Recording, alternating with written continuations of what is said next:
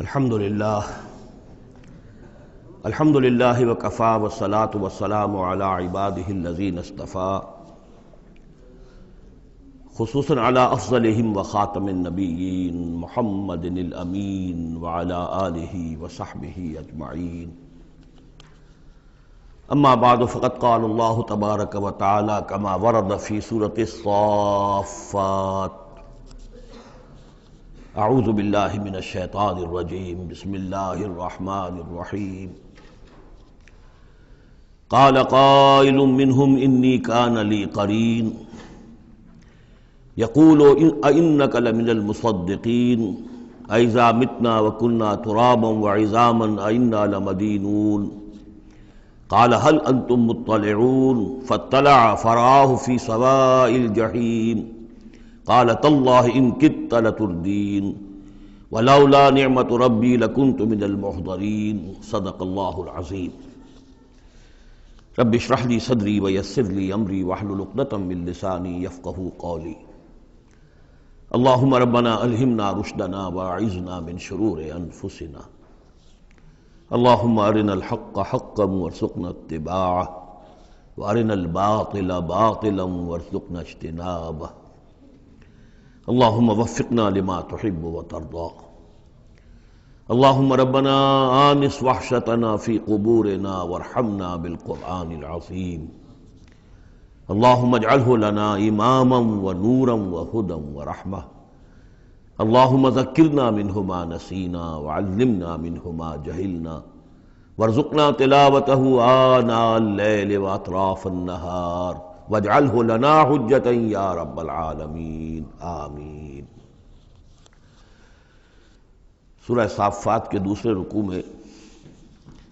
اہل جنت کے ایک مکالمے کا تذکرہ تھا، جس سے یہ اندازہ ہوگا کہ کس قدر سادہ مزاج متواضع وہ لوگ ہوں گے کہ جو اللہ تعالیٰ کے فضل و کرم سے جنت میں داخل ہوں گے۔ قال قائل منہم، ان میں سے ایک کہے گا کہنے والا، انی کان لی قرین، یہ اہل جنت ہیں آپس میں گفتگو کر رہے ہیں، میرا ایک ساتھی تھا، دوست تھا، یقول ائنک لمن المصدقین، مصدقین وہ مجھ سے کہا کرتا تھا کہ تمہیں کیا ہو گیا ہے، تم رسول کی تصدیق کر رہے ہو، کتنی بے تکی بات ہے، اور تم تصدیق کر رہے ہو محمد کی صلی اللہ علیہ وسلم۔ اذا متنا وکنا ترابا وعظاما ائنا لمدینون، کیا جب ہم مر جائیں گے اور ہم ہو جائیں گے مٹی اور ہڈیاں، ہڈیاں بھی گڑی سلی ہوں گی اور سڑی گلی ہوں گی، اور یہ کہ مٹی، باقی جسم تو مٹی بن چکا ہوگا، تو کیا پھر ہمیں کوئی جزا ملے گی، بدلہ ملے گا؟ قال هل انتم مطلعون، تو کہے گا وہ کوئی کہنے والا کہ کیا تم لوگ دیکھنا چاہتے ہو، جھانک کر دیکھو گے تمہارا وہ دوست جو تمہیں گمراہ کرنے کی کوشش کرتا تھا وہ کہاں ہے، کس حال میں ہے، دیکھنا چاہو گے؟ یعنی اہل جنت کے لیے یہ اہتمام بھی کیا جائے گا۔ فاطلع، تو وہ جھانک کر دیکھے گا، فرآہ فی سواء الجحیم، تو دیکھے گا اس کو جہنم کے، دوزخ کے گویا کہ بیچوں بیچ اس کی تہہ میں۔ قال، وہ کہے گا، تاللہ ان کدت لتردین، خدا کی قسم تم تو قریب تھے کہ مجھے بھی برباد کرتے، مجھے بھی گراتے یہاں، یعنی یہ تو اللہ کا بڑا فضل ہوا کہ میں نے تمہاری باتوں پر زیادہ دھیان نہیں دیا، اور جو بات میرے دل کو لگ گئی تھی، جو بات مجھے بھلی لگی تھی، جس کی گواہی میری قلب کی گہرائیوں سے برآمد ہوئی، میرے دل نے جس کو حق جانا میں نے اسے قبول کیا، ورنہ یہ کہ تم تو تلے ہوئے تھے کہ جس طرح تم تباہ ہوئے ہو اسی طرح مجھے بھی اس جہنم کے گڑھے میں اپنے ساتھ لے کر گرتے۔ ولولا نعمت ربی لکنت من المحضرین، اور اگر میرے رب کی نعمت مجھ پر نہ ہوتی، احسان نہ ہوتا، انعام نہ ہوتا، یہ تو اللہ کا فضل ہے میرے پروردگار کا، تو میں بھی ہو جاتا انہی لوگوں میں سے جو یہاں پکڑے ہوئے آئے ہیں گرفتار ہو کر اور اس جہنم کے حوالے کر دیے گئے۔ افما نحن بمیتین، اب یہ آپس میں گفتگو کر رہے ہیں جنت والے، تو کیا اب ہمیں مرنا تو نہیں ہے، کیا اب ہمیں نہیں مرنا ہے، یعنی اب جنت میں آ کر تو ہم یہاں مستقل رہیں گے نا۔ وہ میں کہہ رہا تھا آپ سے کہ کس قدر سادہ مزاج کے لوگ ہوں گے، اور ان کے اندر کوئی تعلی نہیں ہوگی کہ ہم نے تو بڑی محنت سے جنت کمائی ہے، اب تو یہاں ٹھسے سے ہم رہیں گے، اور ہمیشہ ہمیش رہیں گے، ان کے دلوں کی کیفیت اب بھی یہ ہے۔ افما نحن بمیتین الا موتتنا الاولی وما نحن بمعذبین، تو کیا اب ہمیں کوئی موت نہیں آئے گی سوائے اس موت کے کہ جو آ چکی ہے؟ وما نحن بمعذبین، اور اب تو ہم مطمئن ہو جائیں کہ کسی عذاب وغیرہ کا کھٹکا نہیں ہے، کہیں اور کوئی پکڑ، کوئی اور حساب کتاب، کوئی اور چھلنی تو ابھی نہیں لگنی ہے۔ وما نحن بمعذبین، اور ہمیں تو کوئی عذاب نہیں دیا جائے گا۔ ان ھذا لہو الفوز العظیم، یقیناً یہ تو پھر بہت بڑی کامیابی ہے۔ لمثل ھذا فلیعمل العاملون، بس عمل کرنے والوں کو ایسی چیز کے لیے عمل کرنا چاہیے، اس انجام تک پہنچنے کی کوشش کرنی چاہیے۔ یہ ہے وہ انجام کہ جو اہل جنت کا ہوگا، اور اس انجام کو اپنے سامنے رکھ کر ہر محنت کرنے والا، عامل تو سب ہیں، بھاگ دوڑ تو سب کر رہے ہیں، دنیا پیش نظر ہے، دنیا بھی بغیر بھاگ دوڑ کے تو نہیں ملتی، محنت ہوتی ہے، دن رات کی ہوتی ہے، خون پسینہ ایک کر کے دنیا ملتی ہے، لیکن یہ ہے کہ اصل میں یہ خون پسینہ جو ہے انسان کا وہ اتنا قیمتی ہے کہ اس کے عوض تو یہ جنت حاصل کرنی چاہیے، نہ یہ کہ محض دنیا کی چند روزہ زندگی کے عیش و آرام اور صرف اس کی زیبائش و آرائش۔ اذالک خیر نزلا ام شجرۃ الزقوم، بھلا یہ کیفیت بہتر ہوگی، یہ انجام بہتر ہوگا، یا وہ ایک مہمان نوازی کے اعتبار سے نزل پہلی مہمان نوازی، ام شجرۃ الزقوم، یا زقوم کا درخت بہتر ہوگا کہ جو جہنمیوں کو دیا جائے گا، ان کا جو ناشتہ ہوگا وہ زقوم سے ہوگا۔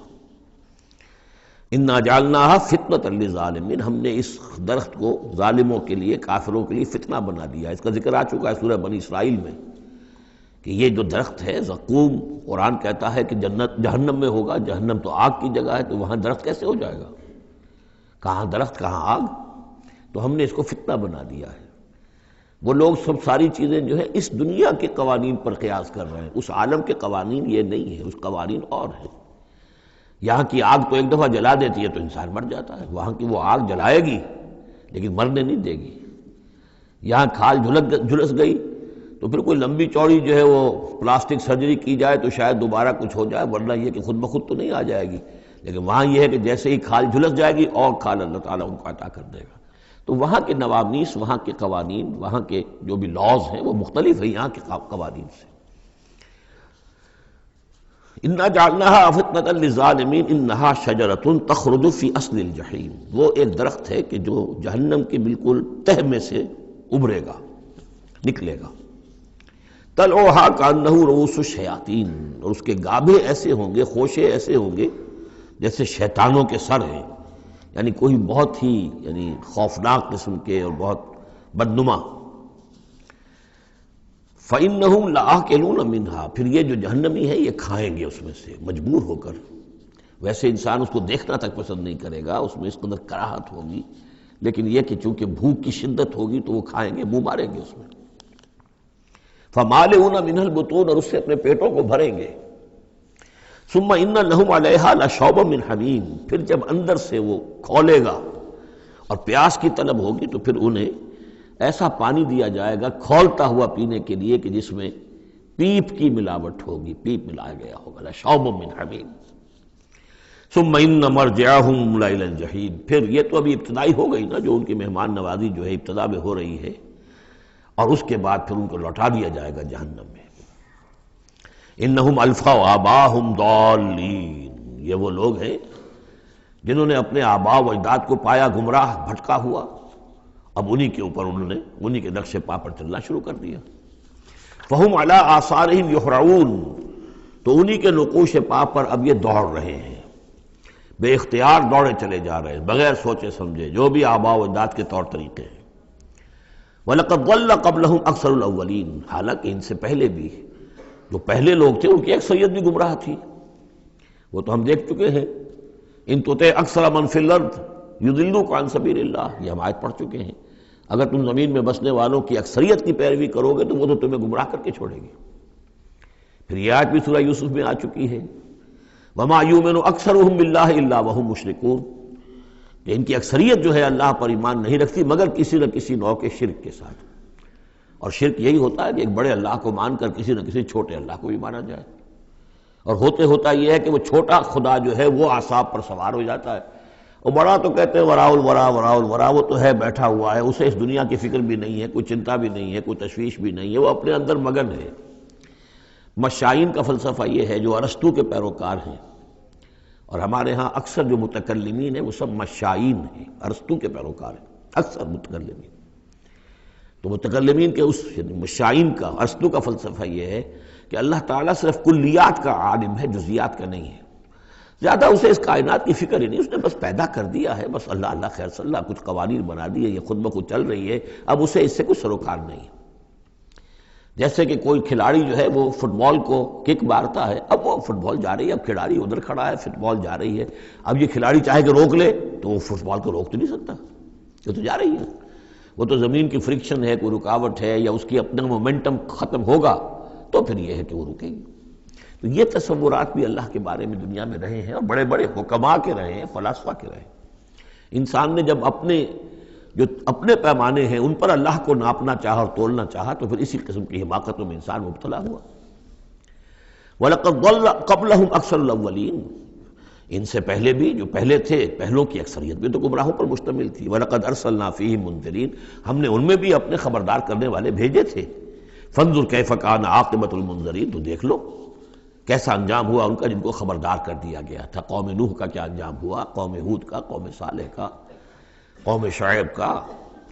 اور سدوم اور عمورہ کے شہروں کا، تو دیکھ لو کیا کیا انجام ہوا۔ الا عباد اللہ المخلصین، البتہ ان میں سے جو اللہ کے خاص بندے تھے اللہ نے ان کو بچایا۔ وَلَقَدْ نَادَانَا نُوحٌ فَلَنِعْمَ الْمُجِيبُونَ، اور ہمیں پکارا تھا نوح نے تو ہم کیا ہی اچھے ہیں جواب دینے والے اور دعا کے قبول کرنے والے۔ رب انی مغلوب فانتصر، حضرت نوح علیہ السلام نے جب فریاد کی پروردگار مجھے تو انہوں نے دبا لیا ہے، میں مغلوب ہو گیا ہوں، تو اب تو ہی بدلہ لے اور تو ہی مدد فرما۔ تو اللہ کی مدد آ گئی، وَنَجَّيْنَاهُ وَأَهْلَهُ مِنَ الْكَرْبِ الْعَظِيمِ، اور ہم نے اسے اور اس کے گھر والوں کو کرب عظیم سے نجات دے دی۔ اب کرب عظیم کو آپ خود سوچئے کہ ایک تو کرب عظیم ان کی مسلسل 950 برس سے ایک شخص دعوت دے رہا ہو اور لوگ استہزاء کر رہے ہیں اور تمسخر کر رہے ہیں۔ یوں سمجھیے کہ مکے میں تو یوں کہا جا سکتا ہے کہ ابھی 10-12 برس ہی ہوئے ہیں مسلمانوں تمہیں یہ جھیلتے ہوئے، ہمارے اس بندے نے 950 برس تک صبر کیا تھا۔ تو اس کا اندازہ کریں کس قدر کرب میں، کس قدر ضیق میں اس کی جان آئی ہوگی۔ جیسے کہ ہم دیکھتے آ رہے ہیں کہ حضور کی جان جس طرح ضیق میں آ گئی تھی کہ ان کے اوپر گویا کہ لوگ اتمام حجت کر رہے ہیں، دکھائیے کوئی معجزہ، آپ رسول ہونے کا دعویٰ کرتے ہیں تو ایسا ہی معجزہ دکھائیے جیسے موسیٰ نے دکھائے، جیسے عیسیٰ نے دکھائے۔ اور ادھر سے اللہ تعالیٰ کا فیصلہ یہ ہے کہ کوئی ایسا حصی معجزہ ہم نہیں دکھائیں گے۔ تو چکی کے 2 پارٹوں کے درمیان محمد الرسول اللہ صلی اللہ علیہ وسلم آئے ہوئے۔ یہ تو سورہ انعام جو اس کا کلائمیکس ہے اس موضوع کا، اس عنوان کا، وہ پڑھ چکے ہیں۔ کرب عظیم پھر وہ بھی ہے کہ جب وہ بارش آئی ہے اور طوفان آیا ہے تو اب اس وقت بھی تو جو ہلچل مچی ہوگی اس کا آپ اندازہ کیجئے، کیا بھاگ دوڑ ہوئی ہوگی، کہاں کہاں لوگوں نے جان بچانے کی کوشش کی ہوگی۔ یوں ہی تو نہیں ہو گیا کہ بس آنے واحد کے اندر وہ سب کے سب غرق ہو گئے۔ تو کرب عظیم جو اس وقت ہوا ہے، یوں سمجھیے کہ ایک قیامت صغریٰ ہو گئی ہوگی۔ یا ایھا الناس اتقوا ربکم ان زلزلۃ الساعۃ شیء عظیم، تو اس کا کچھ نہ کچھ عکس تو اس وقت ہوا ہوگا نا۔ تو اس کرب عظیم سے ہم نے ان کو بچا لیا۔ وجعلنا ذریتہ ھم الباقین، یہ آیت بہت اہم ہے حکمت قرآنی اور فلسفہ قرآنی کے اعتبار سے۔ اور ہم نے بنا دیا اسی کی اولاد کو باقی رہنے والا۔ اس سے یہ ثابت ہوتا ہے، یہ ایک اسلوب حصر ہے کہ حضرت نوح کے بعد پھر کسی اور شخص کی نسل دنیا میں چلی نہیں۔ یعنی یہ کہ ان کے ساتھ 72 تھے، 80 تھے، کتنے نہیں تھے۔ ایک جگہ قرآن میں یہ بھی آیا ما آمن معہ الا قلیل، سوائے چند لوگوں کو ایمان نہیں لایا۔ اور گمان یہی ہے کہ یا تو حضرت نوح علیہ السلام اور ان کے 3 بیٹے اور ان کے اہل خانہ، اور ممکن ہے کہ ایک بیوی تو پیچھے رہ گئی، غرق ہونے والی تھی، لیکن کوئی اور بیوی ان کی ہو کہ ان کے ساتھ ہو، اور باقی یہ کہ ممکن ہے ان کے جو کچھ ملازم ہوں گے، خادم ہوں گے بس، اور میرا یہ خیال ہے کہ ان پر کوئی ایمان نہیں لایا۔ پھر ظاہر بات ہے وہ خادم وغیرہ جو ہوتے ہیں پھر ان کے ساتھ تو اتنا اہتمام نہیں ہوتا کہ ان کی اولادیں بھی آگے چل سکیں، لہذا جو اولاد چلی ہے وہ صرف حضرت نوح علیہ السلام کے 3 بیٹوں سے۔ گویا کہ نسل انسانی جو ہے اب دنیا میں جتنے انسان ہیں وہ حضرت نوح علیہ السلام کے 3 بیٹوں کی نسل سے ہیں، سام، حام اور یافس۔ اور یہ کہ اسی لیے ان کو آدم ثانی کہا جاتا ہے۔ آدم اول تو حضرت آدم تھے، انہی سے نسل چلی انسانی، لیکن ابھی جو ہے جو میرا اندازہ تقریباً 2000 برس کا ہے، اس 2000 برس کے عرصے میں اسی علاقے میں آبادی ابھی ہوئی ہے، ابھی آبادی اور ادھر ادھر پھیلی نہیں تھی، اور وہی وہ عظیم جو ہے سیلاب آ گیا، سب کے سب غرق ہو گئے، چند لوگ جو بچے ان کے ساتھ، محسوس ہوتا ہے کہ ان کی بھی آگے نسل نہیں چلی، صرف حضرت نوح علیہ السلام کے 3 بیٹوں سے۔ وَجَعَلْنَا ذُرِّيَّتَهُ هُمُ الْبَاقِينَ، یہ جو ہے حصر کا بڑا زوردار جو ہے یہ اسلوب ہے۔ وَتَرَكْنَا عَلَيْهِ فِي الْآخِرِينَ، آخرین، اور ہم نے اسی طریقے پر پھر پچھلوں کو چھوڑ دیا، پچھلوں میں سے کچھ لوگ اسی کے راستے پر چلے، حضرت نوح علیہ السلام کے راستے میں۔ ظاہر بات ہے کہ ان کے تینوں بیٹوں کی اولاد کچھ عرصے تک تو یقیناً بالکل دین حق پر اور دین توحید ہی پر چلی ہوگی، پھر جیسے وقت گزرا پھر شیطان نے ورغلایا اور یہ کہ مختلف قسم کے توہمات میں اور مختلف قسم کے وہ جو شرک ہیں ان کے اندر مبتلا کر دیا۔ سلام علی نوح فی العالمین، سلام ہو نوح پر تمام جہانوں میں۔ انا کذالک نجزی المحسنین، اسی طرح ہم بدلہ دیتے ہیں اپنے محسن بندوں کو، وہ بندہ جو درجہ احسان کو پہنچ گیا ہو، اسلام، ایمان اور پھر سب سے اوپر احسان۔ انہ من عبادنا المؤمنین، یقیناً وہ ہمارے مومن بندوں میں سے تھے۔ ثم اغرقنا الآخرین، اور اس کے بعد ہم نے باقی جتنے بھی تھے ان سب کو غرق کر دیا۔ وَإِنَّ مِن شِيعَتِهِ لَإِبْرَاهِيمَ، اور اسی کی راہ پر چلنے والوں میں، اسی کی جماعت میں سے، اسی کے حزب میں سے ابراہیم تھے، یعنی یہ کہ جو نسل چلی ہے آگے تو حضرت ابراہیم بھی جو اٹھے ان کی حضرت سام کی اولاد میں سے، حضرت سام کی اولاد میں قوم عاد بھی ہے، اسی میں پھر قوم سمود بھی ہے، اور بھی اقوام ہیں سیمیٹک ریسز جتنی بھی ہیں، لیکن یہ کہ شہر ار میں جو موجودہ جو عراق ہے اس کے بہت جنوبی علاقے کے اندر یہ شہر تھا جس کے اب کھنڈرات برآمد ہوئے ہیں، وہاں حضرت نوح علیہ السلام، حضرت ابراہیم علیہ السلام کی پیدائش ہوئی، اور وہ حضرت نوح ہی کے طریقے پر توحید پر چل رہے ہیں۔ اس جا ربہ بقلب سلیم، جبکہ وہ اپنے رب کی طرف متوجہ ہوا قلب سلیم کے ساتھ۔ اب یہاں وہ حکمت سمجھ لیجئے کہ میں نے جو بارہ عرض کیا ہے کہ ایک فطرت سلیمہ اور ایک عقل سلیم، یہ دو چیزیں ہیں، اور فطرت کا تعلق چونکہ روح سے ہے اور روح کا مسکن قلب ہے، تو آپ اسے فطرت سلیمہ کہیں یا اسے قلب سلیم کہیں، وہ ایک ہی بات ہے۔ قلب سلیم اپنی اصل حقیقت پر، اصل جو حیات اس کی ہے اس پر باقی ہو، پرورٹڈ نہ ہوئی ہو اس کی فطرت، اس پر پردے نہ پڑ گئے ہوں، اس کے خد و خال جو ہیں وہ اپنی اصل سلامتی کے ساتھ باقی ہوں، اور پھر اس کو کہتے ہیں صوفیہ سیر الی اللہ، اس جا ربہ بقلب سلیم، جو قلب سلیم ہے وہ اللہ کی طرف آگے بڑھتا ہے، اور عقل سلیم کی روشنی میں وہ پھر پہنچتا ہے توحید تک، اور توحید کے بعد معاد تک، جیسا کہ میں نے کئی مرتبہ عرض کیا کہ سورہ فاتحہ در حقیقت اسی مقام پر کھڑی ہے کہ ایک انسان کے جو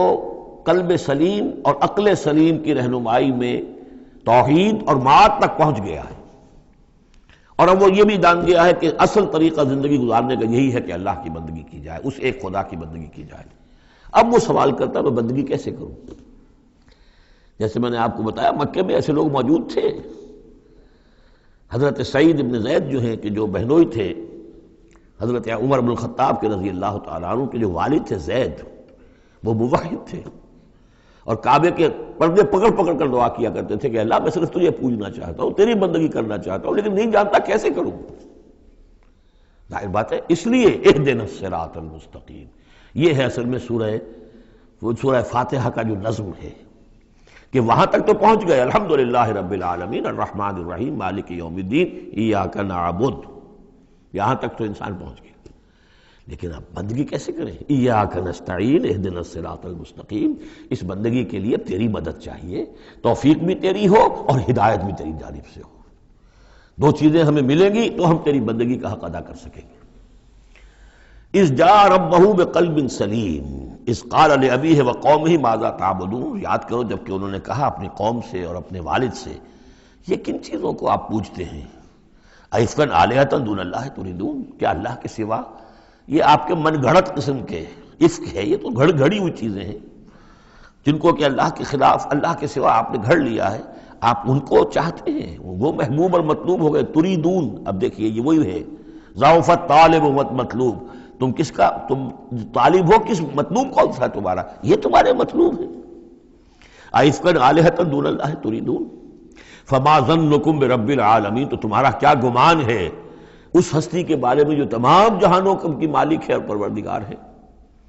فنظر نظرۃ فی النجوم، پھر انہوں نے ذرا ایک نگاہ ڈالی ستاروں میں،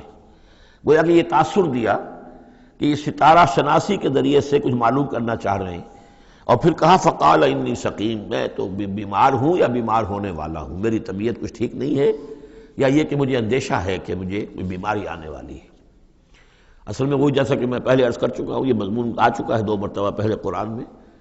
کہ بت پرستی بھی تھی وہاں اور ستارہ پرستی بھی تھی، اور کوئی ایسا ان کا سالانہ کوئی ستارہ پرستی کا جشن تھا، جیسے جنم اشٹمی کا میلہ ہوتا ہے ہندوؤں میں، کہ سب کے سب شہر سے باہر نکل کر کسی ستارے کی پرستش کیا کرتے تھے۔ تو جب وہ دن آیا ان کا تو سب کے سب چلے گئے۔ حضرت ابراہیم نے کہا میری طبیعت ٹھیک نہیں ہے، میں آپ لوگوں کے ساتھ نہیں جا سکتا، اور پیچھے رک گئے۔ فنظر نظرۃ فی النجوم، انہوں نے ذرا ستاروں میں نگاہ دوڑائی اور کہا قال انی سقیم، میری طبیعت ٹھیک نہیں ہے، یا میری طبیعت جو ہے خراب ہونے والی ہے۔ فتولوا عنہ مدبرین، تو وہ اسے چھوڑ کر وہ چلے گئے، پیٹھ موڑ کر چلے گئے، اور جا کر انہوں نے وہ اپنے جو بھی جشن تھا، جو بھی پوجا پاٹ تھی وہ کی۔ فراغ الی آلہتہم، جا گھسا وہ ان کے معبودوں میں۔ فقال الا تاکلون، اب وہاں ظاہر بات ہے حلوہ مانڈا رکھا ہوگا، بتوں کے سامنے چڑھاوے چڑھے ہوئے ہوں گے، تو حضرت ابراہیم پوچھتے ہیں کیا ہو گیا آپ حضرات کو، کھاتے کیوں نہیں، تناول کیوں نہیں فرماتے؟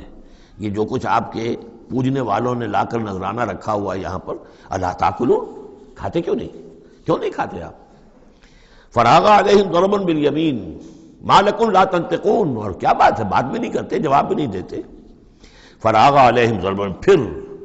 ایک ضرب کے ساتھ پل پڑا ان پر، ایک ضرب کے ساتھ اپنے داہنے ہاتھ سے پوری قوت سے۔ فاقبلوا الیہ یزفون،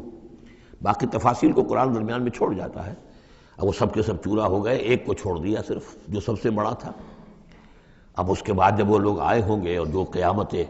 صغریٰ نہیں بلکہ کبریٰ وہ تو اس وقت ہو گئی ہوگی شہر کے اندر، کہ ہمارے یہ معبودوں کے ساتھ کیا کیا، کس نے کیا ہے۔ فاقبلوا الیہ یزفون، تو گھبراتے ہوئے دوڑے ہوئے ان کی طرف آئے۔ قال تعبدون ما تنحتون، اب انہوں نے پھر اب ان کے ساتھ مباحثہ کہہ لیجئے، مناظرہ کہہ لیجئے، بغیر کسی خوف کے، اتعبدون ما تنحتون، کیا آپ لوگ پوجتے ہیں ان چیزوں کو جنہیں خود تراشتے ہیں اپنے ہاتھ سے؟ واللہ خلقکم وما تعملون، یہ آیت بھی حکمت قرآنی اور فلسفہ قرآنی کے اعتبار سے بہت اہم ہے، جبکہ اللہ نے تمہیں بھی بنایا ہے اور تمہارا عمل جو ہے اس کا بھی پیدا کرنے والا اللہ ہے۔ اس پر اہل سنت کا یہ عقیدہ ہے کہ انسان کاسب عمل تو ہے، خالق عمل نہیں ہے۔ یعنی میں نے ارادہ کیا کہ میں یہ پیالہ اٹھاؤں، اس ارادہ کرنے کا معاملہ تو میرا ہے، اور اسی کی بنا پر اگر یہ ارادہ نیک ہے تو جزا، اور غلط ہے تو سزا۔ باقی یہ اٹھا سکنا اس کا، یہ میرے بس کا روگ نہیں ہے جب تک کہ اذن رب نہ ہو، اس لیے کہ نہ معلوم کتنی فورسز آف نیچر ہیں جو اس میں انوالوڈ ہیں، کتنا پریشر ہوا کا اس کے اوپر ہے، پھر یہ کہ میرا اپنا جسمانی نظام جو ہے، کہ میرے دماغ کا فیصلہ میرے ہاتھوں تک کنوے کرنے والے جو وہ الیکٹرک وائر ہیں اندر، وہ وائرنگ میں کوئی گڑبڑ ہو جائے کہیں، لیکن یہ ساری چیزیں جو ہوتی ہیں تو اعمال کا خالق اللہ ہے، کاسب انسان ہے۔ واللہ خلقکم وما تعملون، یہاں خاص طور پر یہ اس لیے کہا جا رہا ہے کہ تم نے تراشے ہیں نا یہ، تو تم جو کچھ کرتے ہو اپنے ہاتھوں سے، تمہارے جو اعمال ہوتے ہیں ان کا خالق بھی اللہ ہے۔ قالوا ابنوا له بنيانا فالقوه في الجحيم، انہوں نے کہا اس کے لیے ذرا ایک بڑا الاؤ بناؤ، بڑی عمارت تعمیر کرو، اور پھر اس کو ایک جہنم کے اندر جھونک دو، آگ کے اندر ڈال دو۔ فارادوا به كيدا فجعلناهم الاسفلين، تو انہوں نے اس کے ساتھ اس پر ایک داؤ آزمایا تھا، لیکن ہم نے انہی کو کر دیا نیچے، یعنی وہ شکست خوردہ۔ یہ میں اس کی وضاحت کر چکا ہوں پہلے کہ داؤ کون سا تھا۔ یہ داؤ یہ تھا کہ انہیں توقع یہ تھی کہ اب جب بہرحال الاؤ بن رہا ہے، اس میں آگ دہکائی جا رہی ہے، تو حضرت ابراہیم کے علم میں آ رہا ہے، یا ہو سکتا ہے دیکھ بھی رہے ہوں، تو انہیں توقع یہ تھی کہ یہ سارا نشہ ان کا حرن ہو جائے گا جب یہ دیکھیں گے آگ کو، اور جب گرانے لگیں گے انہیں تو فوراً تائب ہو کر اور ہماری جو بھی ہمارے عقائد ہیں ان میں واپس آ جائیں گے، اس لیے کہ یہ آسان کام نہیں ہے۔ یہ ان کی چال تھی کہ یہ آ کر ان کے 14 طبق روشن ہو جائیں گے جب آگ کے کنارے پہ لا کے ان کو کھڑا کیا جائے گا، لیکن وہ تو بے خطر کود پڑا آتش نمرود میں، عشق عقل ہے محو تماشائے لبے بام ابھی۔ تو حضرت ابراہیم علیہ السلام نے جب یہ کچھ کیا اور پھر اللہ نے گل و گلزار بنا دیا اس آگ کو، تو وہ لوگ جو ہے نہایت ناکام اور خائب و خاسر ہوئے۔ وقال انی ذاہب الی ربی سیہدین، اور اب حضرت ابراہیم نے فرمایا کہ میں اپنے رب کی طرف جاتا ہوں، وہ مجھے ہدایت دے گا، یعنی راستہ بتائے گا، یعنی اب ہجرت کر رہے ہیں، یہ قانون ہے۔ جب کسی نبی اور رسول کے قتل پر آمادہ ہو، ظاہر بات ہے کہ آمادگی سے کیا آگے بڑھ کر، انہوں تو آمادگی سے بھی آگے نکل گئے، اپنی طرف سے تو ڈال ہی دیا نا آگ میں، اللہ نے بچا لیا اور بات ہے۔ جیسے کہ یہودیوں نے حضرت مسیح کو تو اپنے طور پر تو سولی پر چڑھا دیا، اللہ نے جو کیا وہ علیحدہ بات ہے، اللہ نے معجزے کے طور پر ان کو آسمان پر اٹھا لیا۔ قال انی ذاہب الی ربی سیہدین، میں تو اب اپنے رب کی طرف ہجرت کروں گا اور وہ مجھے راستہ بتائے گا، میں جاؤں کہاں۔ رب حب لی من الصالحین، بہت لمبا راستہ انہیں لینا پڑا ہے، اس لیے کہ یہ عراق اور شام اور فلسطین کے درمیان بہت بڑا صحرا ہے، درمیان میں یہ زیادہ تر جو شرق اردن کا پورا علاقہ بہت زبردست صحرا ہے، یہ تو ادھر سے کوئی جا ہی نہیں سکتا تھا، وہ تو وہی جو دریا کے ساتھ ساتھ جو ہے فرات کے ساتھ ساتھ ہوتے ہوئے اوپر گئے ہیں، ہاران کا علاقہ ہوتا تھا، شمالی شام کا علاقہ، پھر وہاں سے پھر نیچے اترے ہیں اور فلسطین کے علاقے میں پہنچے، بہت لمبا سفر کرنا پڑا۔ وقال انی ذاہب الی ربی سیہدین رب حب لی من الصالحین، اور اب دل سے ایک دعا نکلی، پروردگار مجھے عطا فرما کوئی نیک بیٹا، صالح بیٹا، حب لی مجھے دے، بخش دے۔ فبشرناہ بغلام حلیم، تو ہم نے اسے ایک ایسے بیٹے کی بشارت دی جو حلیم ہے۔ اس لفظ حلیم کے بارے میں ایک بات بہت نوٹ کر لیجئے، یہ قرآن مجید میں صرف اللہ کے لیے آیا ہے یا صرف دو اشخاص کے لیے، حضرت ابراہیم کے لیے اور حضرت اسماعیل کے لیے، تیسری کسی جگہ پر کسی شخصیت کے لیے حلیم کا لفظ نہیں آیا۔ کل 3 مرتبہ آیا ہے غیر اللہ کہہ لیجیے، یعنی باقی تو اللہ کے لیے حلیم تو وہ تو ہے ہی ہے، بار بار آ رہا ہے، بار بار آ رہا ہے، لیکن اللہ کی یہ شان وہ ہے کہ جو گویا کہ زیادہ عام نہیں ہے لوگوں کے اندر، ورنہ یہ کہ کچھ نہ کچھ عکس ہر چیز کا اللہ کی صفات کا لوگوں میں ہے، لیکن حلم جس کو کہتے ہیں، حضرت ابراہیم کے لیے 2 مرتبہ اور حضرت اسماعیل کے لیے غلام حلیم۔ اس کے مقابلے میں حضرت اسحاق کے لیے لفظ آتا ہے غلام علیم، علیم اور حلیم، اس کو اچھی طرح نوٹ کر لیجیے، ایک میں علم زیادہ اور انہی سے پھر آگے جو ہے نبوت کا سلسلہ چلا ہے، اور ایک میں حلم زیادہ،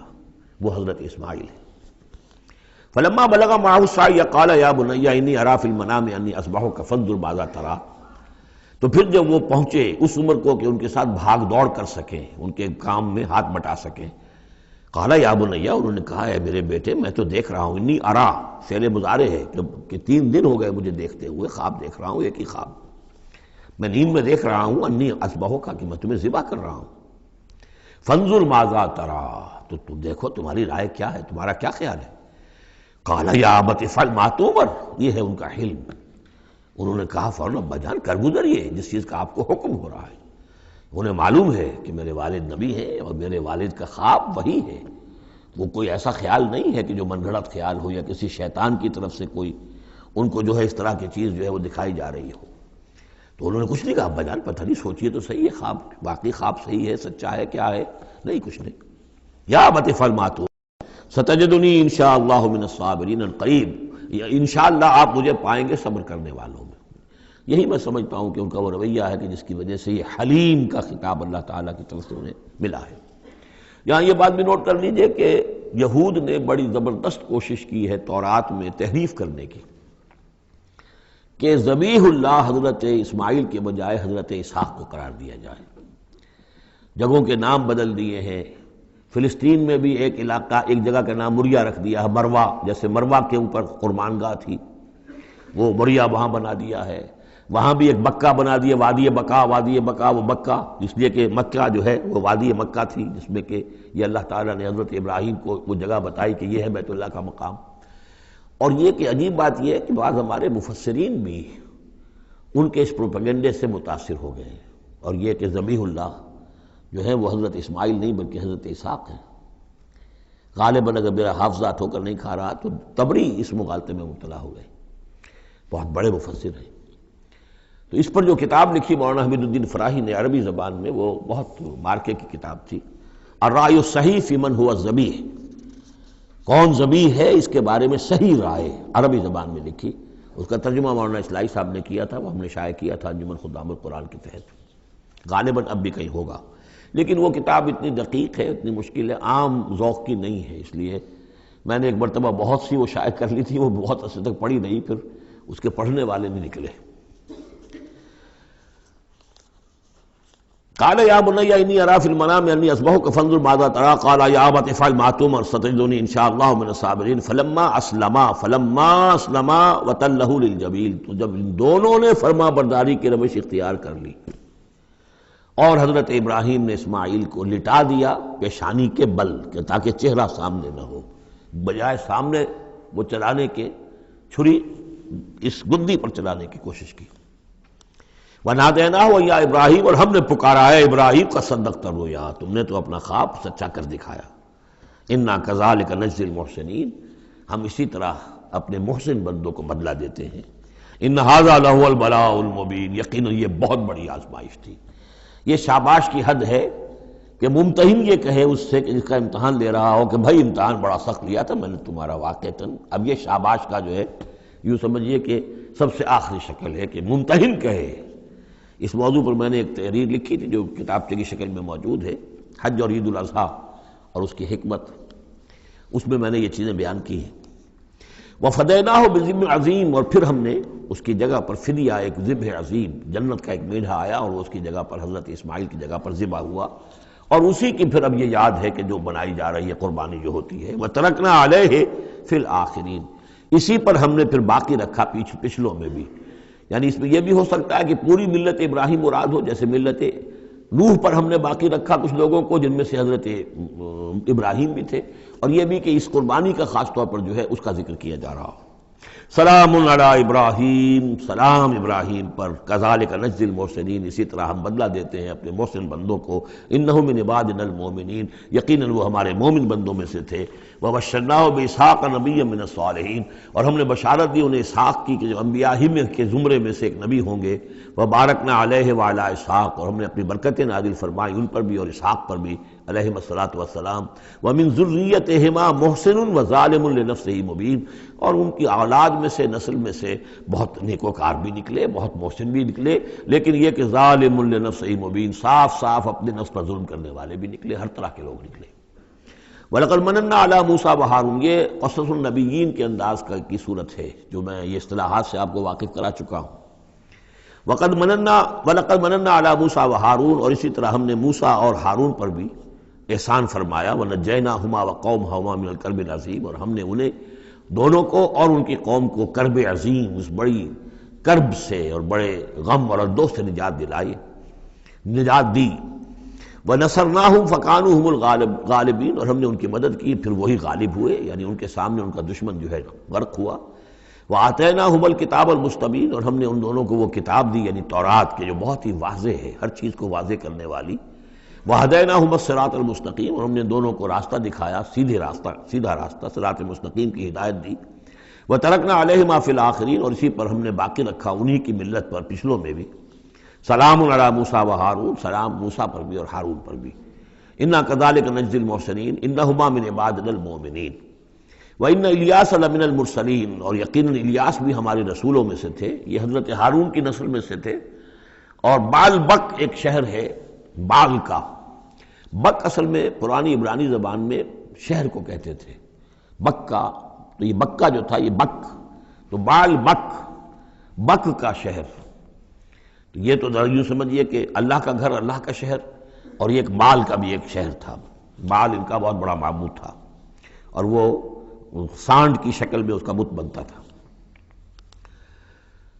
وَإِنَّ إِلْيَاسَ لَمِنَ الْمُرْسَلِينَ إِذْ قَالَ لِقَوْمِهِ أَلَا تَتَّقُونَ، جبکہ انہوں نے اپنی قوم سے یہ کہا کہ تم تقوی اختیار نہیں کرتے، ڈرتے نہیں ہو۔ أَتَدْعُونَ بَالًا، تم پکارتے ہو بال کو، وَتَذَرُونَ أَحْسَنَ الْخَالِقِينَ، اور جو بہترین خالق ہے اس کو تم نے چھوڑ دیا ہے۔ اللہ ربکم، جو اللہ ہے تمہارا رب ہے، وَرَبَّ آبائکم الأولین، اور تمہارے جو پچھلے آباء و اجداد تھے ان سب کا رب ہے۔ فَكَذَّبُوهُ فَإِنَّهُمْ لَمُحْضَرُونَ، تو انہوں نے اس کو جھٹلا دیا، اور تو وہ سب کے سب جو ہیں وہ پکڑے ہوئے آئیں گے قیامت کے دن، گرفتار ہو کر حاضر کر دیے جائیں گے، محضر ہوں گے۔ الا عباد اللہ المخلصین، سوائے ان میں سے ان اللہ کے نیک بندوں کے کہ جن کو اللہ نے اپنے لیے خالص کر لیا تھا۔ وَتَرَكْنَا عَلَيْهِ فِي الْآخِرِينَ، اور ہم نے اسی پر پھر باقی رکھا پچھلوں میں بھی اسی ملت، اسی طریقے کا ایک تسلسل چلا آ رہا ہے۔ ان هذه امتکم امۃ واحدۃ، یہ بات دو مرتبہ یہ آیت آ چکی ہے۔ سلام علی الیاسین انا کذالک نجزی المحسنین انہ من عبادنا المؤمنین۔ اب یہ جو بار بار آ رہی ہیں آیتیں میں ان کا ترجمہ نہیں کر رہا ہوں، اور بہت سادہ بھی ہیں کہ جن کے ترجمے کی ضرورت نہیں ہے۔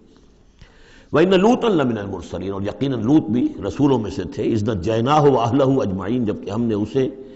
بھی نجات دی اور ان کے گھر والوں کو بھی، سب کو۔ اصل میں اس کے سب کی تفصیل قرآن مجید سے تو ایسے معلوم ہوتا ہے کہ خاصا بڑا خاندان ہوگا، خاصا بڑا گھرانہ ہوگا، جن میں سے صرف ایک جو ہے عورت، ان کی بیوی جو تھی وہ رہ گئی پیچھے۔ تورات سے یہ معلوم ہوتا ہے کہ ان کی صرف 2 بیٹیاں تھیں اور کوئی خاندان نہیں تھا، بس وہ اپنی 2 بیٹیوں کو لے کر نکلے ہیں، واللہ عالم۔ قرآن کے بیان سے اندازہ جو ہوتا اہل، تو معلوم ہوتا کہ خاندان جو ہے وہ کسی سائزیبل ہوگا، واللہ عالم۔ الا عجوزا فی الغابرین، سوائے ایک بڑھیا کے جو پیچھے رہنے والوں میں تھی۔ ثم دمرنا الاخرین، پھر ہم نے جڑ سے اکھاڑ کر پٹک دیا پچھلوں کو، باقیوں کو۔ وانکم لتمرون علیہم مصبحین، اور تم گزرتے ہی ہو صبح کے وقت ان پر سے، یعنی جہاں ان کے کھنڈرات تھے، جس کے بارے میں ابھی حال ہی میں خبر آئی ہے کہ کچھ برٹش جو ہیں آرکیالوجی وغیرہ سے جن کو دلچسپی ہے اور جو اس کے ماہر ہیں، تحقیق کی ہے کہ وہ ڈیڈ سی کے پانی کی سطح کے نیچے اب آثار تلاش کیے جا چکے ہیں اس سدوم اور عمورہ کے، وہ موجود ہیں، اور تورات اور قرآن دونوں کی پوری توثیق ہو گئی ہے۔ انشاءاللہ اب یہ ساری اب حضرت نوح علیہ السلام کی کشتی بھی، وہ بھی لوگوں کی نگاہوں کے سامنے آ جائے گی، اس لیے کہ قرآن کے انداز سے یہ معلوم ہوتا ہے کہ ایک وقت میں وہ بھی ایک بڑی آیت کی حیثیت سے ظاہر ہوگی، اور یہ کہ یہ ساری چیزیں جو لوگوں کے سامنے ایک ثبوت کے طور پر آتی چلی جائیں گی، یہ ساری تاریخ جو قرآن بیان کر رہا ہے اور تورات نے بیان کی صحیح ہے۔ وَإِنَّكُمْ لَتَمُرُّونَ، تم گزرتے ہو، جب تمہارے قافلے جاتے ہیں تو وہاں سے گزر کر جاتے ہو، تم صبح کے وقت بھی اور باللیل، کبھی رات کے وقت بھی۔ افلا تعقلون، تو کیا تم عقل سے کام نہیں لیتے؟ وَإِنَّ يُونُسَ لَمِنَ الْمُرْسَلِينَ، اور یونس بھی اسی طرح اللہ کے رسولوں میں سے تھے۔ اِذْ أَبَقَ إِلَى الْفُلْكِ الْمَشْحُونِ، جبکہ وہ بھاگ کر پہنچا اس کشتی میں کہ جو پہلے ہی سے لدی ہوئی تھی، اس کو چونکہ اپنی قوم کو چھوڑ کر غصے میں بھرے ہوئے، ذهب مغاضبا، یہ ہم پڑھ چکے ہیں،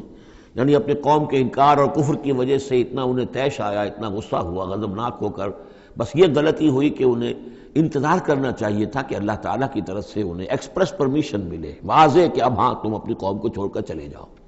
اس کے بغیر رسول اپنی جگہ نہیں چھوڑ سکتا۔ لیکن یہ کہ وہ اس وقت جو ان کے اندر حمیت حق تھی وہ اتنے جوش میں آئی کہ بس ایک بات کا سہو ہو گیا، خطا ہو گئی۔ اب وہ گئے ہیں چھوڑ کر، تو پھر وہ غالباً وہی دجلہ اور فرات میں سے کسی دریا کے اندر کوئی کشتی ہوگی، اس میں یہ سوار ہو گئے۔ فَسَاهَمَ فَكَانَ مِنَ الْمُدْحَضِينَ، تو اس کشتی کا کوئی ڈولنے لگی، کوئی معلوم ہوا کہ ڈوب جائے گی، تو انہوں نے یہ کہا ان کے اپنے رواج کے مطابق، یا تو یہ کہ وزن کم کرنے کے اعتبار سے سوچا ہوگا کہ ایک آدمی کو تو یہاں سے اترنا ہوگا ورنہ پوری کشتی ڈوب جائے گی۔ روایات میں یہ بھی آتا ہے کہ انہوں نے سمجھا کہ کوئی غلام بھاگا ہوا آیا ہے اور اس کی وجہ سے ہماری یہ کشتی جو ہے یہ اب یہ ڈوبنے کے قریب آ گئی ہے، تو پھر اس قرآن اندازی کی کہ کون ہے وہ، اور قرآن اندازی میں نام حضرت یونس کا نکلا، تو انہوں نے اٹھا کے انہیں اور وہ دریا میں پھینک دیا۔ فساہما، انہوں نے قرآ ڈالا، فکان من المدحضین، تو وہی ہوا جسے دھکیل دیا گیا دریا کے اندر۔ فالتقمہ الحوت، تو اسے نگل لیا مچھلی نے، کوئی ویل ہوگی بڑی مچھلی، اور آج کل تو آپ کو معلوم ہے جس سائز کی ہوتی ہیں۔ وہو ملیم، اور وہ ملامت اللہ کی طرف سے۔ اب ظاہر بات ہے کہ جو بھی خطا ہو جاتی ہے اور جتنی بڑی شخصیت ہوتی ہے اس کے بارے میں ان کی چھوٹی سی خطا کے اوپر بھی اللہ کا جو اظہار ہوتا ہے ناراضگی کا، وہ بہت سخت ہوتا ہے۔ جن کے رتبے ہے سوا، ان کی سوا مشکل ہے ان کے مقامات کے اعتبار سے۔ فلولا انہ کان من المسبحین، تو اگر نہ ہوتے وہ تسبیح کرنے والوں میں سے، لا الہ الا انت سبحانک انی کنت من الظالمین، وہ ہم پڑھ چکے ہیں آیت کریمہ۔ اس کا انہوں نے اس کشتی، اس مچھلی کا معاملہ اللہ نے ایسا خاص بھی رکھا ہوگا کہ کوئی اور ان کو جو ہے وہ ابھی ان کی موت وہاں واقع نہیں ہوئی، اس کے اندر گھٹن کی وجہ سے، اللہ کے اختیار میں سب کچھ ہے، اور وہ وہاں زندہ بھی رہے اور تسبیح کرتے رہے۔ فلبث فی بطنہ الی یوم یبعثون، للبث، تو وہ رہتا، اگر وہ نہ ہوتا مسبحین میں سے، تسبیح نہ کرتا، یہ آیہ کریمہ کا ورد وہاں نہ انہوں نے کیا ہوتا، تو یہ کہ وہ پھر رہتا اسی کشتی، اسی مچھلی کے پیٹ میں، یوم یبعثون، قیامت تک، وہیں سے ان کا بعث بعد الموت ہوتا۔ فنبذناہ بالعراء، لیکن یہ کہ انہوں نے چونکہ اللہ سے اپنی معافی چاہی اور استغفار کیا، لا الہ الا انت سبحانک انی کنت من الظالمین، تو اللہ تعالیٰ نے ان کو اس مچھلی کو حکم دیا، اور مچھلی نے اسے بالعراء، ایک چٹیل میدان میں کہیں اگل دیا، اور جا کر وہ ایک ساحل کے پر کسی پر چٹیل میدان کے اوپر وہ ڈال دیے گئے۔ وہو سقیم، حالت ان کی خستہ تھی، مچھلی کے پیٹ میں رہے ہیں تو کوئی ڈائجسٹو جوسز وغیرہ نے آخر کھال وال کو جو کچھ کیا ہوگا، بہت خستہ حالت کے اندر وہ مچھلی نے اگل دیا، اب وہ چٹیل میدان پر پڑے ہیں۔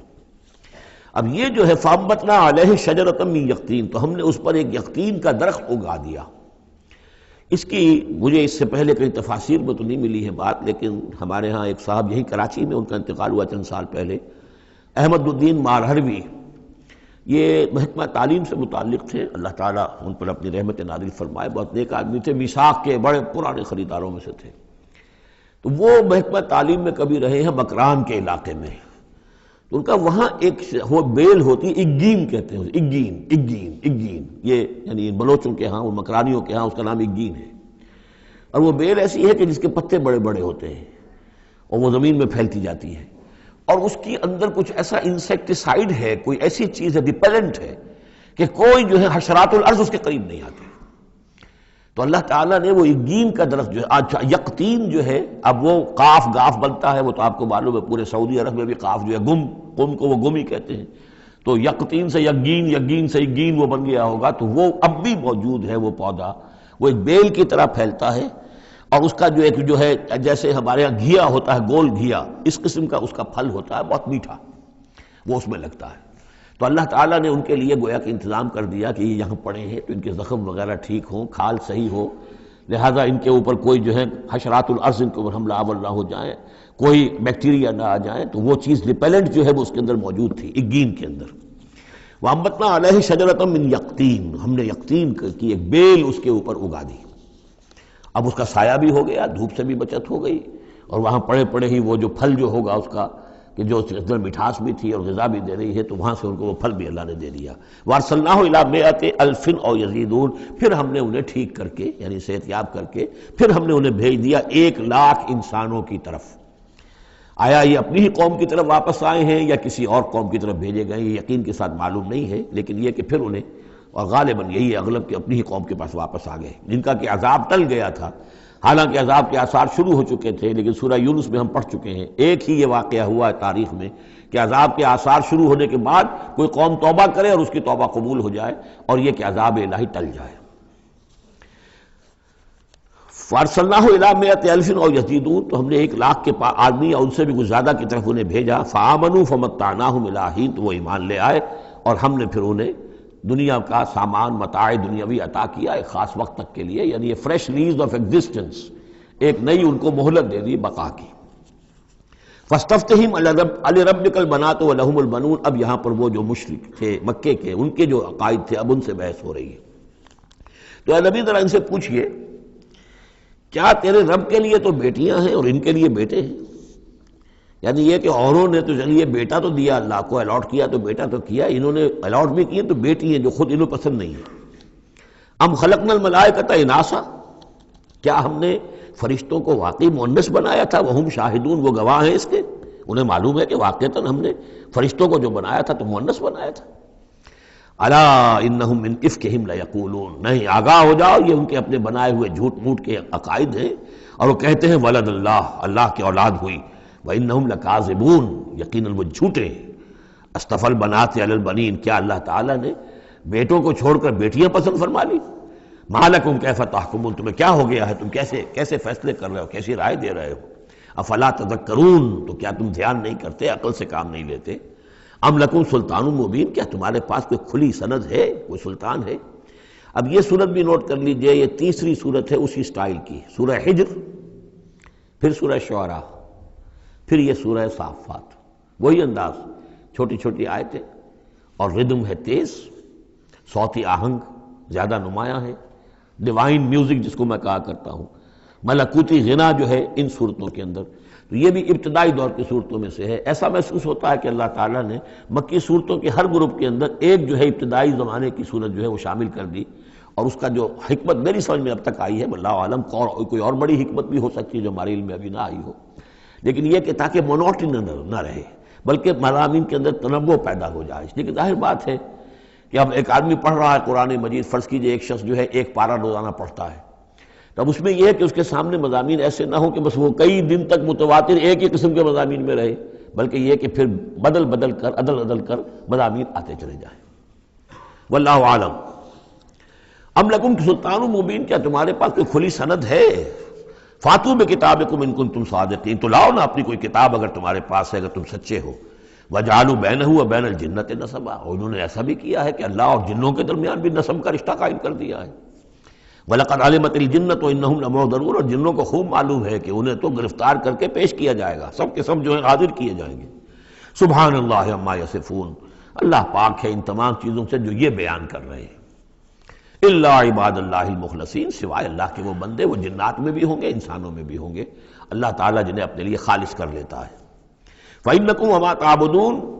تو تم اور وہ کہ جن کو تم پوجتے ہو، وَمَا أَنْتُمْ عَلَيْهِ بِفَاتِنِينَ، اور کسی کو اس کے ہاتھ سے بہکا کر نہیں لے سکتے، الا من هو صال الجحیم، سوائے اس کے کہ جو خود گرنے والا ہے جہنم کے اندر۔ وما منا الا له مقام معلوم، اب یہ جو ہے یہاں پر جو اس صورت کے شروع کا معاملہ تھا اس کے ساتھ اب جڑ کر یہ بات آ رہی، والصافات صفا فالزاجرات زجرا فالتالیات ذکرا، وہ فرشتے جو صفیں باندھ کر حاضر رہتے ہیں اللہ کے حضور میں، پھر جس کو حکم ہوتا ہے عذاب الہی کہیں بھیجنے کا تو وہ ڈانٹتا ہے، اور اس کی چنگھاڑ جو ہے اسی سے وہ پھر قومیں اور بستیاں ہلاک ہوتی ہیں۔ فالتالیات ذکرا، جن کو حکم ہوتا ہے وہ اللہ کے ذکر کی تلاوت کرتے ہوئے اللہ کے نبیوں تک اس کو پہنچاتے ہیں پیغامات کو۔ اب وہاں ان کی طرف سے وما منا الا له مقام معلوم، ہم میں سے کوئی نہیں ہے، یہ فرشتوں کی طرف سے کہا جا رہا ہے، مگر یہ کہ اس کا ایک ٹھکانہ مقرر ہے۔ دربار میں کوئی 5000 ہے، کوئی 10,000 ہے، کوئی 30,000 ہے، ایسے ہر ایک کا ایک مقام معلوم ہے، مرتبہ مقام معین ہے۔ ملائکہ مقربین ہے، ملائکہ اعلیٰ ہے، ملائکہ دنیا ہے، ملائکہ اسفل ہے، یہ سب کے سب ہیں۔ وما منا الا له مقام معلوم وانا لنحن الصافون، اور ہم تو سب کے سب صفیں باندھے ہوئے مستعد کھڑے ہوتے ہیں۔ وانا لنحن المسبحون، اور یقیناً ہم تو سب کے سب تسبیح کرنے والے ہیں پروردگار کی۔ وَإِن كَانُوا لَيَقُولُونَ لَوْ أَنَّ عِندَنَا ذِكْرًا مِّنَ الْأَوَّلِينَ لَكُنَّا عِبَادَ اللَّهِ الْمُخْلَصِينَ، اور یہ لوگ تو کہا کرتے تھے، بہت زور دے کر کہتے تھے، قسمیں کھا کھا کر کہتے تھے، اگر جیسا کہ پہلوں کے پاس ذکر آیا تھا، اگر ہمارے پاس بھی آیا ہوتا، لَوْ أَنَّ عِندَنَا ذِكْرًا مِّنَ الْأَوَّلِينَ لَكُنَّا عِبَادَ اللَّهِ الْمُخْلَصِينَ، تو ہم تو سب کے سب اللہ کے بڑے نیک اور مخلص بندے بن گئے ہوتے۔ فَكَفَرُوا بِهِ فَسَوْفَ يَعْلَمُونَ، اب جب وہ ذکر آ گیا ہے تو اس سے کفر کر رہے ہیں، اس کا انکار کر رہے ہیں، تو ان قریب یہ جان لیں گے کہ اس کی کیا پاداش ان کو بھگتنی پڑے گی۔ وَلَقَدْ سَبَقَتْ كَلِمَتُنَا لِعِبَادِنَا الْمُرْسَلِينَ، یہ آیات بھی بہت اہم ہے فلسفہ قرآن کے اعتبار سے۔ رسولوں اور نبیوں میں ایک بنیادی فرق یہ ہے، نبی کے لیے لازم نہیں ہے کہ اللہ کی مدد آئے اور اسے غلبہ دیا جائے، نبی قتل بھی ہو سکتے ہیں، حضرت یحییٰ قتل ہو گئے، حضرت زکریا قتل ہو گئے، لیکن رسول کو قتل نہیں کیا جا سکتا، رسول مغلوب نہیں ہوگا۔ جیسے ہی محسوس ہوگا کہ قوم غالب آ رہی ہے، رسول مغلوب ہو رہا ہے، رسول اور اس کے ساتھیوں کو بچا لیا جائے گا اور پوری قوم کو غرق کر دیا جائے گا یا برباد کر دیا جائے گا۔ یہ اللہ کا قاعدہ قانون ہے رسولوں کے بارے میں۔ وَلَقَدْ سَبَقَتْ كَلِمَتُنَا لِعِبَادِنَا الْمُرْسَلِينَ، یہ بات تو ہماری پہلے سے طے شدہ ہے اپنے ان بندوں کے لیے کہ جن کو ہم رسول بنا کر بھیجتے ہیں، عبادنا المرسلین، انہم لہم المنصورون، یقیناً ان کی مدد کی جائے گی۔ اور میں یہ صیغہ جو ہے مستقبل کا بول رہا ہوں، اصل میں تو اب وہ بات ختم ہو چکی محمد الرسول اللہ صلی اللہ علیہ وسلم پر، لیکن ماضی میں یہ اللہ کا قاعدہ اور قانون رہا ہے رسالت کے بعد میں۔ وَإِنَّ جُنْدَنَا لَهُمُ الْغَالِبُونَ، اور یقیناً ہمارا لشکر جو ہے وہی غالب آ کر رہے گا۔ یعنی اللہ کا لشکر کون ہے؟ اللہ کا حزب اللہ کون سی ہے؟ اللہ کا رسول اور اس کے ساتھی اہل ایمان۔ محمد الرسول اللہ والذین معہ، یہ کون تھے؟ یہ حزب اللہ تھے، اپنے وقت کے حزب اللہ یہ ہے۔ اور عیسیٰ اور ان کے ساتھ ان کے حواری یہ کون تھے؟ یہ اس دور کی حزب اللہ ہے۔ فَتَوَلَّ عَنْهُمْ حَتَّىٰ حِينٍ، تو اے نبی ذرا آپ رخ پھیر لیجئے ان سے ایک وقت تک کے لیے، آپ زیادہ ان کی یہ استہزاء کریں، تمسخر کریں، آپ پرواہ نہ کریں، آپ اپنا رخ ہی پھیر لیجئے۔ وَأَبْصِرْهُمْ فَسَوْفَ يُبْصِرُونَ، تو آپ بھی ذرا ان کو دیکھتے رہیے، آپ اعراض کر کے ذرا پھر انتظار کیجئے، دیکھتے رہیے دور سے۔ فَسَوْفَ يُبْصِرُونَ، تو عنقریب یہ بھی دیکھ لیں گے۔ أَفَبِعَذَابِنَا يَسْتَعْجِلُونَ، تو کیا یہ ہمارے عذاب کی جلدی مچا رہے ہیں کہ لے آؤ محمد عذاب صلی اللہ علیہ وسلم۔ فَإِذَا نَزَلَ بِسَاحَتِهِمْ فَسَاءَ صَبَاحُ الْمُجْرِمِينَ منذرین، پھر جب وہ عذاب اترے گا ان کے میدان میں، ساحہ کہتے ہیں بڑے میدان کو، کہ جیسے گھر ہیں اور اس کے درمیان میں کوئی بڑا جو ہے پارک ہے جیسے ہمارے ہاں ہوتے ہیں۔ فَإِذَا نَزَلَ بِسَاحَتِهِمْ، جب ان کے اس بڑے میدان میں وہ اترے گا وہ عذاب، فسا صباح المنذرین، تو وہ بہت بری صبح ہوگی ان کے لیے جن کو خبردار کر دیا گیا تھا۔ وَتَوَلَّ عَنْهُمْ حَتَّىٰ حِينٍ، پھر دوبارہ اے نبی ابھی ذرا آپ ان کی طرف سے آپ رخ پھیر لیجئے، ان کے انکار سے زیادہ دلگیر بھی نہ ہو، ان کے انجام کے بارے میں زیادہ صدمہ بھی نہ کریں۔ وَلَا تَحْزَنْ عَلَيْهِمْ، آپ ان کے بارے میں رنج و افسوس بھی نہ رکھیں۔ فَلَعَلَّكَ بَاخِعٌ نَفْسَكَ أَلَّا يَكُونُوا مُؤْمِنِينَ، آپ اس صدمے سے اپنے آپ کو، اپنی جان کو نہ گھلائیں کہ یہ ایمان نہیں لا رہے۔ وَأَبْصِرْ فَسَوْفَ يُبْصِرُونَ، آپ بھی دیکھتے رہیے اور عنقریب یہ بھی دیکھ لیں گے۔ سبحان ربک رب العزت عما یصفون، پاک ہے اللہ تیرا پروردگار جو رب العزت ہے، عزت اور اقتدار اور اختیار والا ہے، عما یصفون، ان تمام چیزوں سے کہ جو یہ بیان کرتے ہیں۔ یہ نوٹ کرنے والی بات ہے کہ وصف اسی سے یصفون بنا ہے اور اسی سے صفت بنا ہے۔ قرآن مجید میں اللہ کے لیے یہ لفظ استعمال ہوتا ہے صرف لوگوں کی طرف سے۔ اللہ تعالیٰ نے اپنی کوئی صفت قرآن میں اس ایجابی یا مثبت طور پر بیان نہیں کی ہے۔ ویسے ہم احادیث میں لفظ ہے، لیکن یہ کہ یہ بات نوٹ کر لیجئے، قرآن میں صرف نام آتا ہے، لہ الاسماء الحسنی، اس کے ہیں تمام اچھے نام۔ اللہ کے لیے صفت کا لفظ کہیں واضح طور پر صراحتاً جو ہے وہ نہیں آیا ہے۔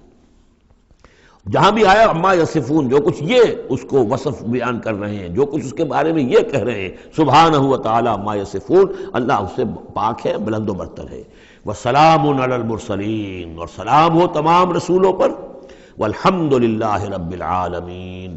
اور کل حمد بلکہ کل شکر زیادہ موضوع ہے اللہ کے لیے ہے جو تمام جہانوں کا مالک اور رب ہے۔ سورۃ صاد، بسم اللہ الرحمن الرحیم، صاد والقرآن ذی الذکر۔ تین صورتیں قرآن مجید کی ایسی ہیں جو ایک حرف سے شروع ہوئی ہیں، ایک حرف، حرف مقطع کہیں گے ہم اسے، مقطعات تو نہیں کہہ سکتے اس لیے کہ کئی حروف تو نہیں ہیں۔ ایک سورہ صاد ہے، ایک سورہ نون ہے، اور ایک سورہ قاف ہے۔ یہ سورہ صاد جو ہے یہ اس گروپ میں ہے، اس میں جو ہم پڑھ رہے ہیں جس کا مرکزی مضمون ہے توحید۔ سورہ قاف پہلی صورت ہے اس گروپ، ان دو گروپوں کی کہ جن کا مرکزی مضمون ہے آخرت اور انذار آخرت، اور سورۃ القلم بالکل ابتدائی دور کی ہے۔ صاد والقرآن ذی الذکر، یہ بھی نوٹ کر لیجئے کہ صاد پر یہاں آیت نہیں ہے، ایک حرف جہاں آیا ہے وہ آیت نہیں ہے، البتہ دو پر حامیم یاسین یہ آیت ہے، طٰہٰ یہ آیت ہے، لیکن کہیں کہیں تین پر بھی آیت نہیں، الف لام را آیت نہیں ہے، الف لام میم آیت ہے۔ تو یہ ساری چیزیں جو ہیں میں نے ابتدا میں جو تعارف قرآن پر تقریر کی تھی، یہ سب توقیفی چیزیں ہیں، یہ کسی کی اجتہاد کے نتیجے میں اور کسی گرامر کے اصول سے، کسی بیان کے اصول سے اس سے کوئی تعلق نہیں۔ توقیفی کا مطلب کہ حضور صلی اللہ علیہ وسلم کے بتانے پر موقوف ہے، جو آپ نے بتایا بس وہ ہے جو ہم مانیں گے۔ والقرآن ذی الذکر، اور قسم ہے اس قرآن کی جو ذکر والا ہے۔ اب ہم وہ صورتیں بھی پڑھ چکے ہیں جن میں قرآن کو از ذکر کہا گیا ہے، یہاں ذی ذکر کہا گیا، ذکر والا قرآن جس میں ذکر ہے اللہ کا۔ فیہ ذکرکم، یہ بھی ہم پڑھ چکے ہیں، لیکن از ذکر انا نحن نزلنا الذکر وانا لہ لحافظون، ہم نے ہی یہ از ذکر نازل کیا ہے، جو دی ریمائنڈنگ، اور اس کے اندر ریمائنڈنگ ہے، یہ ریمائنڈنگ کا حامل ہے، بات ایک ہی ہے، لیکن یہ کہ اس کے بعد قسم کے بعد مقسم علیہ یہاں نہیں ہے۔ قسم کس چیز پر کھائی؟ قسم ہے اس قرآن کی جو ذکر والا ہے، مقسم علیہ کہاں ہے؟ بل الذین کفروا فی عزۃ و شقاق، یہ تو مقسم علیہ نہیں ہے۔ یہ میں آپ کو بتا چکا ہوں سورہ یاسین میں کہ جو وہاں پر آیا ہے یاسین والقرآن الحکیم انک لمن المرسلین، وہ انک لمن المرسلین، اس قسم کی تمام قسمیں جو قرآن میں آئی ہیں اس کے بعد مقسم علیہ جو ہے وہ سمجھیے کہ وہی ہے کہ قرآن گواہ ہے اس پر، قرآن ثابت کر رہا ہے کہ اے محمد صلی اللہ علیہ وسلم آپ اللہ کے رسول ہیں۔ بل الذین کفروا فی عزۃ و شقاق، لیکن جن لوگوں نے کفر کی روش اختیار کی ہے وہ بڑی جھوٹے غرور کے اندر، جھوٹی انا ان کی ہے، اور آپ کے زندم زندہ میں اور آپ کے مقابلے میں آ کر انہوں نے موقف اختیار کر لیا ہے اپنے غرور اور زندم زندہ میں۔ کم اہلکنا من قبلہم من قرن فنادوا، کتنی ہی ہم نے قوموں کو اس سے پہلے ہلاک کیا ہے، پھر وہ لگے چیخنے چلانے جب عذاب الہی آیا، ولا تحین مناس، حالانکہ پھر وہ وقت گزر چکا تھا کہ جس میں کوئی خلاصی ہو سکتی، یعنی جب موت آتی ہے، موت کے آثار شروع ہو جائیں تو انفرادی توبہ کا دروازہ بند، جب عذاب کے آثار شروع ہو جائیں تو پھر قوم کی توبہ کا فائدہ نہیں، ہاں سوائے قوم یونس، الا قوم یونس، واحد ایک مثال ہے۔ وعجبوا ان جاءهم منذر منهم، اور ان کو بڑا تعجب ہے کہ ان کے پاس آیا ہے خبردار کرنے والا انہی میں سے، وقال الکافرون ھذا ساحر کذاب، اور یہ کافر کہتے ہیں کہ یہ ساحر ہے اور کذاب ہے۔ یہ دیکھ لیجئے، یہ لفظ جو ہے یہ بہت ثقیل لفظ ہے، لیکن یہ قرآن مجید میں آیا ہے۔ اور یہ نوٹ کر لیجئے کہ اصل میں یہ چونکہ میں عرض کر چکا ہوں کہ چوتھے سال کے بعد یہ جو دو گروپ ہیں صورتوں کے، جن میں سے پہلے گروپ کی 8 صورتیں ہم پڑھ چکے ہیں، اور دوسری کی 13 صورتوں میں سے اب ہم آگے آ گئے ہیں، ان میں 4 پڑھ چکے ہیں، سورہ سبا اور فاطر، یاسین اور صافات، 5ویں صورت یہ ہے صاد۔ یہ ہے سن 4 سے سن 8 تک کی بالعموم سوائے صافات کے۔ اس کو آپ نے دیکھا کہ 5 رکوعوں میں 182 آیات ہیں، وہ بالکل وہی انداز ہے، چھوٹی چھوٹی صورتیں، رکوع جو ہے 5 ہیں، 182 آیات ہیں، ایک ایک رکوع کے اندر 53 آیات بھی ہیں، ایک رکوع کے اندر اس سورہ مبارکہ میں۔ بہرحال تو یہ صورت جو ہے اس وقت کی ہے جبکہ وہ جو کشاکش تھی عرب میں وہ شدت اختیار کر چکی تھی، لہذا ان کا اب ان پر جو حملہ حضور پر وہ کر رہے تھے وہ بھی اب شدید ہو چکا تھا۔ ابتدائی دور میں صرف کہا تھا مجنون، معلوم ہوتا ہے کوئی ان کا دماغی توازن ٹھیک نہیں رہا، کسی نے ہمدردانہ بھی کہا کہ معلوم ہوتا ہے کہ کچھ، جیسے ہم بھی کبھی کہتے ہیں کہ کوئی شخص چلہ کشی کرتا تھا، کوئی خشکی چڑھ گئی ہے، کیا ہو گیا ہے، اس طرح کا معاملہ ہو گیا ہے، یہ جایا کرتے تھے، بیٹھتے تھے وہاں غار حرا میں، پتہ نہیں کوئی آسیب آ گیا ہے یا کیا ہوا ہے۔ تو ہمدردی کے انداز میں بھی عتبہ ابن ربیعہ نے ایک مرتبہ کہا کہ بھتیجے میرے بڑے تعلقات ہیں، بڑے عاملوں سے کاہنوں سے میں واقف ہوں، واقعتاً آپ مجھے بتائیے اگر آپ کو اس طرح کا مسئلہ ہے تو میں کسی کاہن کو اور کسی عامل کو بلا کر آپ کا علاج کراؤں۔ تو کچھ ہمدردی بھی تھی، کچھ ویسے استہزاء بھی تھا، کچھ تمسخر بھی تھا، لیکن یہ کہ وہ انداز اور تھا۔ اب جو آ کر انداز ہو گیا، انہیں یہ خطرہ ہو گیا تھا کہ یہ تو بہت شدید ہمارے لیے اب جو صورتحال ہے، یہ تو اب یہ آندھی بن گئی ہے، ہم نے سمجھا تھا مشت غبار ہی ہے، بس یہ ایک ریت کی ایک مٹھی ہے اور کچھ نہیں ہے، یہ تو ایک آندھی بن گئی، جھکڑ بن گیا، لہذا اس کا راستہ روکنا ضروری ہے۔ تو اب ان کا جو حضور پر ذاتی حملہ ہے وہ بھی سخت ہو گیا ہے۔ وقال الکافرون ھذا ساحر کذاب، انہوں نے کہا کہ یہ جادوگر ہے، جھوٹا ہے۔ اجعل الآلہۃ الہا واحدہ، دیکھیے یہ ہے اصل مضمون توحید، ان صورتوں کا جو اصل مرکزی مضمون ہے، کیا اس نے تمام آلہہ کو بس ایک الہ بنا دیا، سارے الہ ختم کر دیے، بس ایک اللہ؟ ان ھذا لشیء عجاب، یہ تو بڑی عجیب بات ہے۔ وانطلق الملأ منهم ان امشوا واصبروا علی آلہتکم ان ھذا لشیء یراد، بڑا نقشہ کھینچ دیا ہے جس کو ورلڈ پکچر کہتے ہیں، کہ ایسا نقشہ ہے جیسے کہ حضور کھڑے ہیں، دعوت دے رہے ہیں،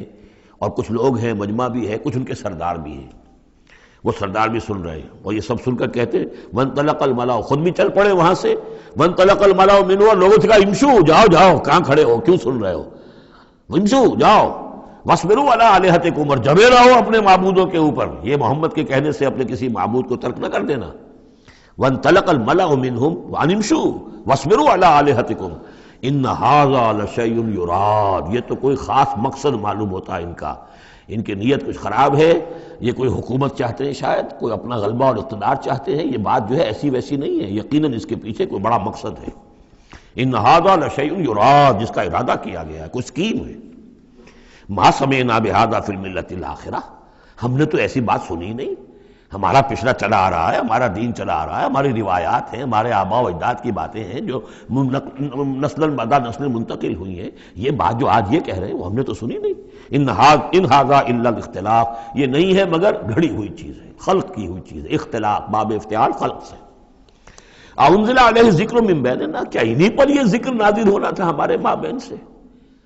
کیا ہمارے اندر کوئی اور نہیں تھا؟ بڑے بڑے چودھری تھے، بڑے بڑے سردار تھے، بڑے بڑے سرمایہ دار تھے۔ انزل علیہ ذکر من بیننا بل ہم فی شک من ذکری، اصل بات یہ ہے کہ یہ میرے ذکر کے معاملے میں شک میں پڑ گئے ہیں۔ بل لما یذوقوا عذاب، بس اب تو جب ابھی انہوں نے چونکہ چکھی نہیں ہے میری کوئی مار، اس لیے انہیں شک ہے۔ ام عندہ خزائن رحمت ربک العزیز الوہاب، کیا ان کے اختیار میں ہے تیرے رب کے خزانے؟ اللہ جو العزیز ہے، وہاب ہے، دینے والا ہے، کیا ان کا اختیار تھا کہ وہ ان سے پوچھ کر دیتا کہ رسالت کس کو دوں، نبی کس کو بناؤں؟ کیا ان کے پاس اس کا اختیار ہے؟ ام عندہم خزائن رحمت ربک العزیز الوہاب ام لہم ملک السماوات والارض وما بینہما فلیرتقوا فی الاسباب، تو کیا ان کے پاس ہے بادشاہی آسمانوں اور زمین کی، اور جو ان کے دونوں کے مابین ہے ان سب کی، فلیرتقوا فی الاسباب، تو چاہیے کہ رسیاں تان کر آسمان پر چڑھیں۔ جند ما ہنالک محذوب من الاحزاب، تو جیسے پہلی بہت سی قومیں ہلاک ہوئی ہیں، ایک یہ قوم بھی معلوم ہوتا ہے کہ اب اپنی ہلاکت کو دعوت دینے پر تل گئی ہے۔ بارک اللہ لی ولکم فی القرآن العظیم ونفعنی وإیاکم بالآیات والذکر الحکیم۔